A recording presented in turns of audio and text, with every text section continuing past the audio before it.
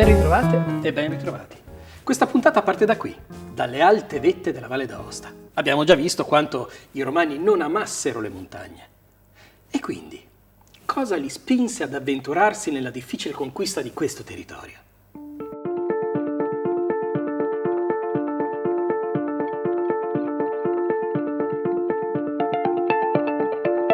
Ma ovviamente le ragioni di sempre, la posizione strategica e la ricchezza di risorse naturali come acqua, pascoli, legname e minerali. La Valle d'Aosta era abitata dai Salassi, una tribù celtica decisamente poco incline a sottomettersi. I Salassi controllavano le vie di transito ed esigevano pedaggi da chi volesse passare. Questo i Romani non potevano sopportarlo a lungo e nel secondo secolo a.C. tentarono la prima fallimentare campagna militare. Appio Claudio Pulcro, nel 143 a.C., condusse le legioni in valle, ma i Salassi, con vere e proprie tecniche di guerriglia, riuscirono a prevalere. I contatti tra Romani e Salassi tuttavia non si interruppero, ma continuarono sotto forma di scambi culturali e commerciali. I Salassi diedero molto filo da torcere alle legioni romane. La loro vera arma però era il territorio, la montagna. I Salassi sapevano tendere agguati, sapevano ostacolare l'avanzata delle legioni per poi magari improvvisamente sparire e rendersi inafferrabili, cosa che destabilizzava moltissimo l'avanzata delle ordinate armate romane. Intendiamoci però, i Romani erano un popolo testardo e le loro mire di espansione militare non si erano certo interrotte con la prima disfatta. Alla fine, grazie a una manovra di accerchiamento e alla continua pressione militare sui passi, i Romani costrinsero i Salassi ad arrendersi definitivamente nel 25 a.C. Una vittoria sancita con la fondazione della colonia di Augusta Pretoria, l'attuale Aosta. Augusta, ovviamente, dal nome di Ottaviano Augusto, ma anche Pretoria, perché qui si stabilirono 3.000 pretoriani, veterani dell'esercito provenienti dal centro-sud Italia. Tuttavia la popolazione salassa non sparì del tutto come la storiografia ci ha abituato a ritenere. Le fonti ci parlano di 36.000 salassi venduti come schiavi a Eporedia, Ivrea. Si sa, invece, grazie a un'importante testimonianza epigrafica rinvenuta vicino alla porta sud della città romana, che un nucleo di abitanti salassi riconobbe Augusto come loro patrono. Fu il console Aulo Terenzio Varrone Murena a domare le bellicose e insidiose tribù salasse, grazie anche all'ausilio di una manovra condotta da Marco Venicio nel Vallese. Un'importante vittoria che portò ad un cambiamento epocale per questo territorio, la fondazione di una città cinta da mura e posizionata in un punto focale all'incrocio di due importanti assi viari. Una posizione, una sorta di onfalos, di ombelico ai piedi delle Alpi, per una città carica di significati molteplici e assolutamente rilevanti. Una città militare, una città commerciale, un polo strategico e un baluardo culturale e simbolico dell'autoritas di Augusto in questo lembo montano. Augusta Pretoria non aveva quindi soltanto un enorme valore strategico di tipo militare e commerciale.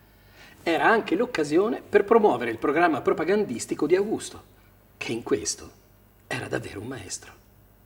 Una città che per essere alpina è comunque notevole, raggiunge quasi 42 ettari di estensione, una cortina muraria che ancora oggi desta meraviglia perché si conserva per oltre il 90% del suo perimetro, caratterizzata da un fluido susseguirsi di torri secondarie, da 4 porte principali, la cui più sontuosa è sicuramente quella orientale, nota come Porta Pretoria, da un foro assai vasto con un straordinario criptoportico forense che in origine recingeva e innalzava la terrazza sacra dominata dai 2 templi gemelli probabilmente dedicati proprio ad Augusto divinizzato e alla dea Roma. Una piccola, ma non troppo, Roma delle Alpi nel punto stesso in cui la via delle Galli si biforcava a nord verso il passo del Gran San Bernardo, quindi l'Alpis Pennina e su verso le Germanie, e a ovest verso il Piccolo, quindi l'Alpis Graia e le terre galliche.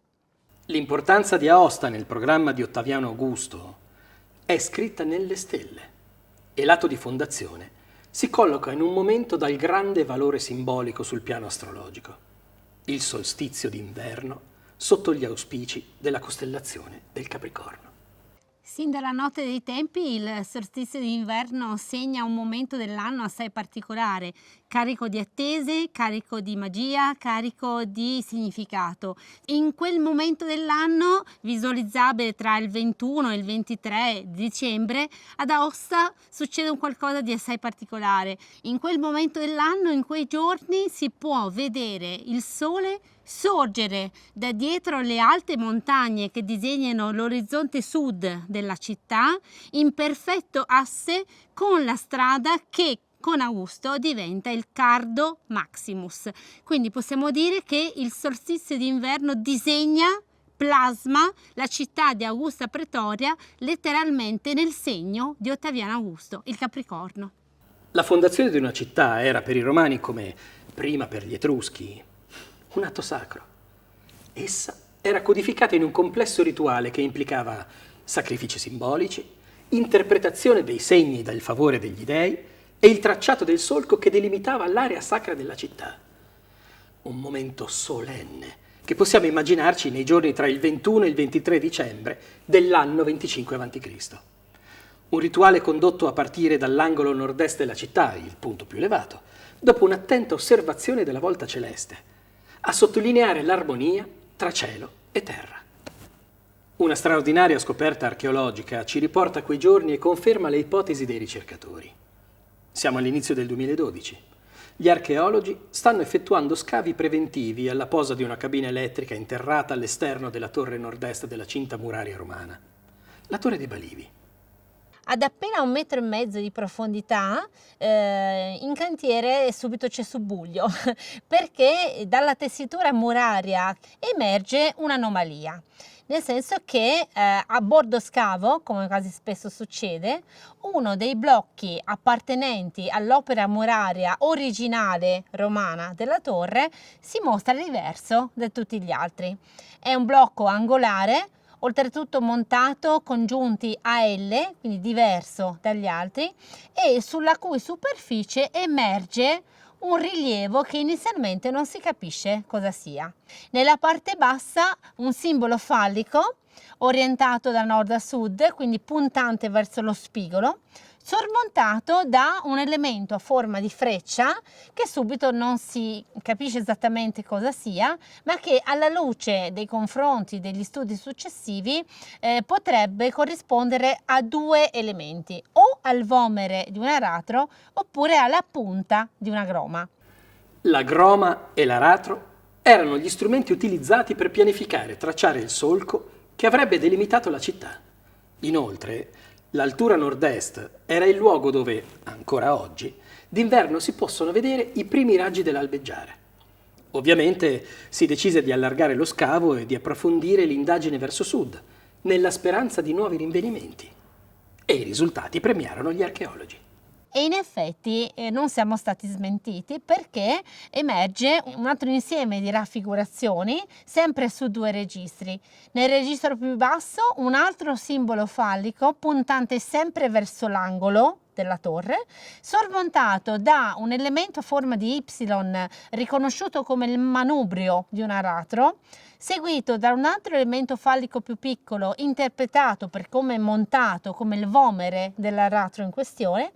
Il tutto sormontato da una figura zoomorfa in posizione rampante, cornuta, ma molto abrasa, molto degradata, e la cui interpretazione non è stata assolutamente né immediata né semplice.